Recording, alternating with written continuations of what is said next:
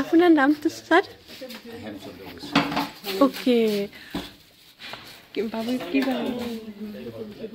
হেৰি আছিলে ভালকে পঢ়িবা দেই মই এতিয়া তোমাক মুখা দেখুৱাম নে মই প্ৰথমে অকণমান চমুকে কৈছোঁ এই সত্ৰখনৰ নাম চামগুৰি সত্ৰ আৰু সত্ৰখনৰ প্ৰতিষ্ঠা কালৰ পৰা এটা বিদ্যা এই সত্ৰখনে ল'লে সেই বিদ্যাটোৰ নাম হ'ল মুখা সজা মুখা শব্দটো মুখা আৰু মুখা শব্দটোৰ অৰ্থ হ'ল মানুহে মুখত পিন্ধে কিয় পিন্ধে যে আমাৰ কৃষ্ণৰ কথাত ৰামৰ কথাত একোখন নাটক হয় নামঘৰৰ ভিতৰত ভাওনা আৰু সেই ভাওনাত আমাৰ মুখে প্ৰকাশ কৰিব নোৱাৰা যিমানবোৰ চৰিত্ৰ আছে দুষ্ট দৈত্য অসুৰ জীৱ জন্তু সেইবিলাক মুখা পিন্ধে বাকীবিলাক ভাওনাত মেকআপ হয় এইটোৱে হ'ল ভাওনাৰ এটা এতিয়া চলি আছে আৰু সেই মুখাই আমাক আজিৰ পৰা 500 বছৰ আগতেই মুখা বনাই মুখা পিন্ধাই আমাক দেখুৱাই থৈ গ'ল সেইজন হ'ল মহাপুৰুষ শ্ৰীমন্ত শংকৰদেৱে প্ৰথম নাটক কৰিলে আৰু সেই নাটকখনৰ নাম দিলে মনত ৰাখিবা প্ৰথম অসমৰ নাটকখন নাম কি যাত্ৰাখনৰ নাম কি তেতিয়া ক'বা সিংহ যাত্ৰা সুইজে আজিকালি আহে প্ৰশ্ন আহে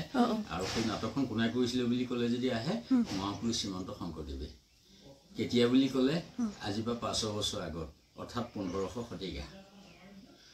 আৰু তাতেই গুৰুজনাই সেই নাটকখন কৰিলে সিংহ শব্দটোৰ অৰ্থ কৈছোঁ ছবি সিংহ মানে ছবি কাৰ ছবি সকলোৱে ক'লে শংকৰদেৱক যে আমাক কৃষ্ণক দেখুৱাব লাগে আপুনি কৃষ্ণ কথা কৈছে আমি কৃষ্ণক দেখুৱাব লাগে বোলে মই কৃষ্ণক দেখুৱাম সেইবুলি তেখেতে ৰং তুলিকা হাতত তুলি লৈ নিজৰ জন্মভূমি বটদ্ৰৱা আৰু বটদ্ৰৱাতে তেখেতে এখন ছবি আঁকিলে সেইখনৰ নাম সিংহ সেই ছবিখনৰ গোটেই বিষয়বস্তু হ'ল যে 7 বৈকুণ্ঠ কৃষ্ণ থকা লীলাসমূহ তাত আঁকি দেখুৱালে আৰু তাৰ লগত সংগতি ৰাখি এখনে নাটক কৰিলে আৰু সেই নাটকখনৰ নাম দিলে যাত্ৰা সেইকাৰণে নাম হ'ল প্ৰথম অসমৰ নাটকখনৰ নাম সিংহ যাত্ৰা ৰাখিবা দেই সেইটো আহি যাব তাতে সেই যাত্ৰাতে গুৰুজনাই নৃত্য গীত বাদ্য আৰু মুখাক সংযোগ কৰালে দুটা মুখা গুৰুজনাই বনাবলগীয়া হ'ল সেই নাটখনৰ কাৰণে কিয় যে সেই নাটখনত দুটা চৰিত্ৰ আমাৰ মুখে প্ৰকাশ কৰিব নোৱাৰা দুটা চৰিত্ৰ আছে এই চৰিত্ৰকেইটাৰ নামো কৈছোঁ যেনে ব্ৰহ্মা চৰিত্ৰটো ব্ৰহ্মা চৰিত্ৰটো এখন মুখ নহয় এজন দিছে মানুহক এখন মুখে হ'ল মেকআপ কৰিব যেনিবা আৰু তিনিখন গতিকে ব্ৰহ্মাৰ মুখা সমুলঞ্চে বনাই সেই নিজৰ ভক্তজনক শিষ্যজনক পিন্ধাই দিলে আৰু এটা চৰিত্ৰ গৰুড পক্ষী চৰাই তো চৰাই মানুহৰ মুখখন চৰাই হৈ থকা নাই গতিকে সেই মানুহৰ মুখখনত এই চৰাই বনাই পিন্ধাই দিলে আৰু সেয়ে হ'ল আমাৰ আজিৰ পৰা আজি মুখা চাবলৈ অহা আদি কথা আমি মুখা বনাই থকা ইতিহাস বুৰঞ্জী আৰু তাৰ পাছত সত্ৰসমূহ সৃষ্টি হ'ল সেই নৃত্য গীত বাদ্য মুখা সত্ৰসমূহে ধৰি ৰাখিলে এইখন সত্ৰই 1663 খ্ৰীষ্টাব্দত প্ৰতিষ্ঠা আৰু প্ৰতিষ্ঠা কালত আৰম্ভ কৰিলে মুখা দেউতাকৰ বিদ্যা পিতেকক শিকালে পিতেকক এনেকৈ কৰোঁতে এটা পৰম্পৰা মানে পৰিয়াল পৰম্পৰা হৈ আহিল আহি এইখিনি সময় পালে এতিয়াতো সেইটো নহয় এতিয়া তুমিও শিকিবা আনেও শিকি আছে সকলোৱে এতিয়া মুখা শিকে আৰু সেই মুখাই বনোৱা নিয়মটো মই কৈ দিছোঁ সেইফালৰ পৰা প্ৰথম বাঁহেদি সজা সেইটো 1 নম্বৰ সেইটো লাগিবই সেইটো কি জানা বেছ সেইটো বেছ পৰাকে আকৌ খুলিব পৰাকে তাৰ ওপৰত কটন কাপোৰ কুমাৰ মাটি আচ্ছা কুমাৰ মাটি বুজি পাইছানে আমাৰ যে আঠালিতে মাটি মাটিটো বোকাটো লগাই সেইটো হৈ গ'ল ৰ'দত শুকাল 3 নম্বৰ আহিল এইটো ইয়াৰ তাৰ ওপৰত কি কৰিব লাগিব চেহেৰা কোনটো চেহেৰা ভাওনাখনে বিচাৰিছে কাপোৰটো তাৰ লগত কুমাৰ মাটি বোকাটো লগাই বোকাটোহে এনেকৈ দি আকৌ মেলি দি এখন এখনকে হৈ তাত পাৰি দিলে মোহাৰি দিলে লাগি ধৰিলে তাৰপিছত আহিল যে ভাওনা এখন পাতিছে কোনটো চৰিত্ৰ আমাক দৰকাৰ মানুহৰ মুখে প্ৰকাশ কৰিব নোৱাৰা যদি আছে বোলে গৰুড লাগে ৰাক্ষস লাগে অসুৰ লাগে জন্তু লাগে চব সেইটো ওপৰত চেহেৰা হ'ব আকাৰটো দি দিব আৰু সেই চেহেৰাটো কিহে দিয়া হয় গৰু গোবৰ লগত কম পৰিমাণৰ কুমাৰ মাটি ইমানখিনি যদি গোবৰ হয় ইমানকণ মাটি দি মিহলাই লৈ তাৰ ওপৰত চেহেৰাটো দি দিয়া হয় তো চেহেৰা হৈ গ'ল আৰু হৈ যোৱাৰ পাছতে ৰ'দত শুকোৱাৰ পাছত চিজ পেপাৰে মিহি কৰি সুন্দৰকৈ আকৌ কটন কাপোৰ কুমাৰ মাটি বোকা লগাই আকৌ এখন এখনকৈ মেলি সেইটো ঢাকি মোহাৰি দিয়া হ'ল এইটোলৈ গুচি আহিলে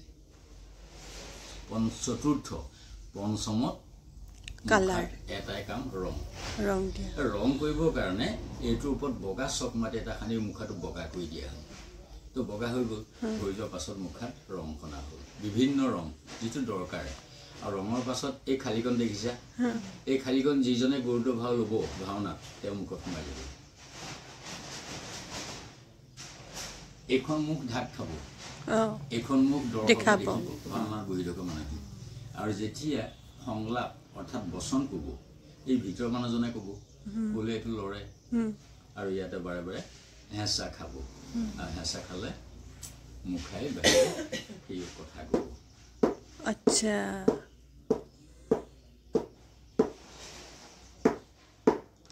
এই পাঁচটা বিষয়ত আহি মুখা কাম শেষ হ'ল এইটো আমি সময়ত পিছত কাটি দি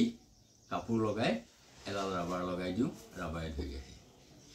ইউটিউবত এইবিলাক আজিকালি প্ৰায় দি থাকে দেখিছা চাবা আমাৰ ৰাস হয় ৰাসত ডাঙৰ উৎসৱ হয় ৰাস আৰু সেই ৰাসত বহুত মুখা ওলায় দুষ্ট দৈত্য অসুৰ নাম হ'ল পুতনা এই কৃষ্ণক মাৰিবৰ কাৰণে যে পঠাই দিছিলে গতিকে মহিলা ৰাক্ষসখিনি পোচাক পিন্ধিলে মহিলা মুখত পিন্ধিলে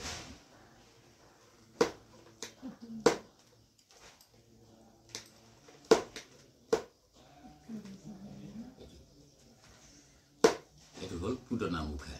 তাৰপিছত আহিল চৰাই বা চৰাই এটা জন্তু জটায়ু পক্ষী ৰামায়ণত লাগে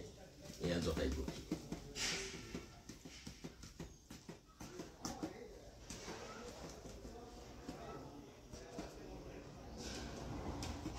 এয়া হ'ল জটায়ু পক্ষী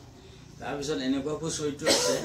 আমাৰ মুখে একেবাৰে সম্ভৱ নহয় সেই ৰূপটো অসুখ এইটো মুখা হয় আমাৰ ৰাসত ওলাই নাম পৰম্পৰা মুখত পিন্ধিলে পৰম্পৰাটোৱে কথা কয়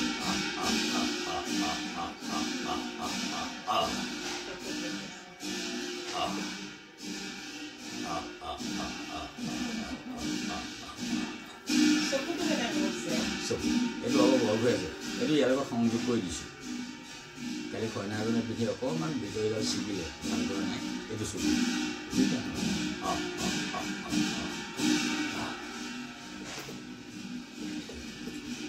ই বৃন্দাবনৰ এটা অসুৰ আৰু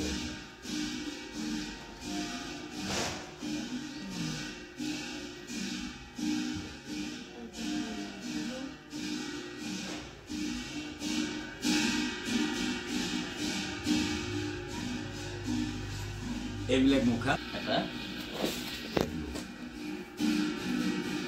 2018 চন 26 জানুৱাৰী গণৰাজ্য দিৱস দিল্লীত হয় আৰু সেই বছৰ আমি বিচাৰিছিলোঁ যে আমি মুখা প্ৰদৰ্শনৰ সুবিধা দিওঁ ভাৰত চৰকাৰ ইতিমধ্যে পাই গৈছোঁ আৰু আমি তাতে এইটো বনালোগে 2 মাহ জানুৱাৰী মাহ বনাই তাৰ ওপৰত 10জন ল'ৰা উঠিব পাৰে মাত্ৰ গাড়ীখনত তাতে মুখা পিন্ধি লৈ আমি সাংসদ ভৱনৰ পৰা লালকিল্লা পথছোৱা এটা দিল্লী 27খন ৰাজ্য 27টা টেবলো নিজৰ নিজৰ সংস্কৃতি দ্বিতীয় প্ৰাইজটো তোমালোকৰ অসমৰ আমি লৈ আহিলোঁ ছেকেণ্ড প্ৰাইজ এয়া হ'ল মুখাৰে এটা ৰাষ্ট্ৰীয়ভাৱে সুন্দৰ প্ৰচাৰ আৰু সেইধৰণে আপোনালোকৰ পাঠ্যক্ৰম উলিয়াই আমাৰ লগত যোগাযোগ কৰিছে এইখন আমাৰ বৃন্দাবনী বস্ত্ৰ কাপোৰ আছে লণ্ডনৰ ব্ৰিটিছ মিউজিয়ামত সজাই থৈছে পৃথিৱীয়ে কাপোৰখন গৱেষণা আৰু এই কাপোৰখনৰ গৱেষণা দেখি আমাৰ প্ৰদৰ্শনী কৰিব 2016 চনত সেই প্ৰদৰ্শনী কৃষ্ণ ইণ্ডিয়া গাৰ্ডেনৰ কথা আৰু তালিকা মুখা সজাই থৈছে লণ্ডন বিদেশত এয়া মুখা অসমৰ এয়া তোমালোকৰ অসমৰ মুখা গতিকে এয়া তাত সুন্দৰকৈ সজাই দিছে এইবিলাক এতিয়া দেখি পৰ্যটকবোৰ আহিছে কালি এইখিনিত আমি পৰ্যটক আহিলে গ্ৰুপ এটাই আমাক ফোন কৰিলে যে আমাক অকণমান মুখা পিন্ধি দেখুৱাওক মুখা কি এই কথাবিলাক গতিকে এইবিলাক আমি আমাৰ হাতেদি কৰি আছোঁ আৰু বহুতক শিকাইছোঁ তোমাৰ নিচিনা ল'ৰা আহিব এতিয়া মুখা শিকা গতিকে এইটো এটা ডাঙৰ কথা মুখা শিকিব কেতিয়াবা আহিলে মুখা শিকিবা দেই আৰু এই যে মুখা বনালোঁ মই মোৰ নামটো মনত ৰাখিবা 10 বছৰ বয়সৰ পৰা মুখা শিকিলোঁ আমি আমাৰ নিজৰ পিতৃৰ ওচৰত আৰু 17 চনত এখন হাই ছেকেণ্ডেৰীত মই শিক্ষকতা কৰি শিকাই আছোঁ 18 চনত আৰু 17 চনতে আমাক দিলে এই গৱেষণামূলকভাৱে লাগি থকা মুখাৰ ওপৰত এইবিলাক আৰু বহুতক শিকোৱা বাবদ গুৱাহাটী বিশ্ববিদ্যালয়ে সন্মানীয় ডক্টৰেট ডিগ্ৰী 2018 চনত ভাৰতবৰ্ষৰ এটা বিশেষ অনুষ্ঠান সংগীত নাটক একাডেমি এৱাৰ্ড এয়া 2018 চন দিল্লীত দিয়া ৰাষ্ট্ৰপতিয়ে এই মুখাৰ ওপৰত দিয়া সেইকাৰণে মই দেখাইছোঁ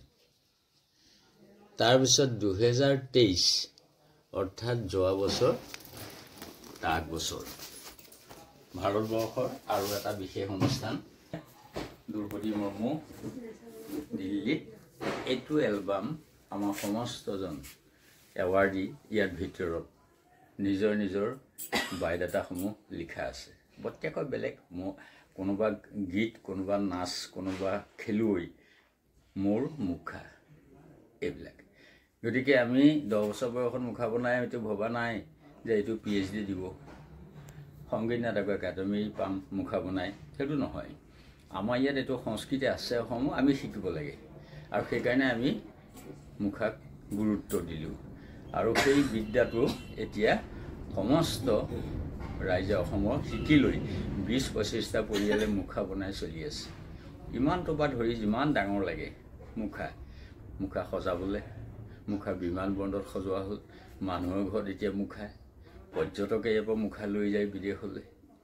আৰু উপহাৰত মুখা আজি ডাঙৰ ডাঙৰ উৎসৱবিলাকত আমি গামোচাখন চেলেংখনৰ লগত এটা মাস্ক উপহাৰ দিয়া এইভাগে এটা বাণিজ্যিক গঢ় ল'লে আৰু সেয়েহে এতিয়া মুখাই আৰু আগবাঢ়ি যোৱাত সম্ভৱ হৈছে এইবিলাক মুখা নহয় এই মুখাৰ মূৰেৰে বাঁহৰে কৰা ভাস্কৰ্য সেইবিলাকৰ ওপৰত ৰং নহয় কাপোৰ নহয় সেইটো উৰিষ্যা ক্লাছিকেল ডান্স উডিচি এইটো ছোৱালীজনী আহিছিলে আৰু ইয়াতে আমি আলোচনা কৰিলোঁ তাই সুধিলে উৰিষ্যাৰ অসমৰ মানে সত্ৰীয়া নৃত্য আৰু উডিচিৰ মাজত আমি আলোচনা কৰিলোঁ তাৰ মুদ্ৰাবিলাক তাৰপিছত তাই এইখিনি দিছিলে এনেকৈ ৰৈ দিছিলে মই আঁকি থৈ পিছত বনালোঁ আৰু 3টা এতিয়া বনাওঁ সেই মই তাৰে কাম কৰি আছোঁ কাঠি বাঁহৰ গতিকে বিদেশলৈ যাব লণ্ডনলৈ গ'ল এটা আৰু 2টা ফ্ৰান্সলৈ অৰ্ডাৰ থৈ গৈছে আৰু উৰিষ্যালৈ আছে 3টা এতিয়া এইবিলাকো এতিয়া বাঁহৰ আমাৰ আৰ্ট ফৰ্ম এইবিলাকো এতিয়া বিদেশলৈ গৈছে গতিকে বিদ্যা খুব দৰকাৰ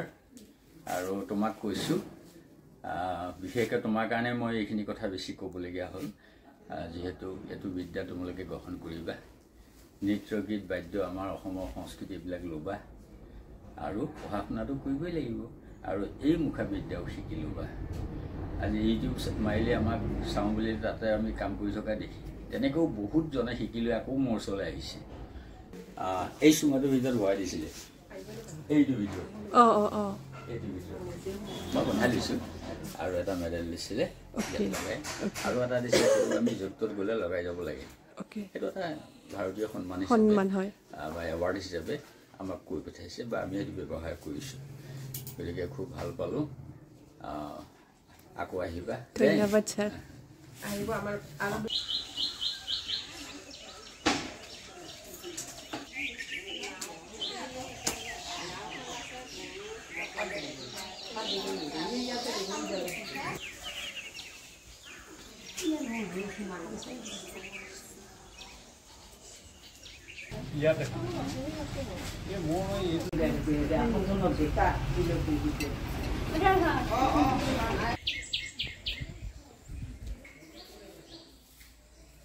সন্তানকে মহাপুৰুষজনক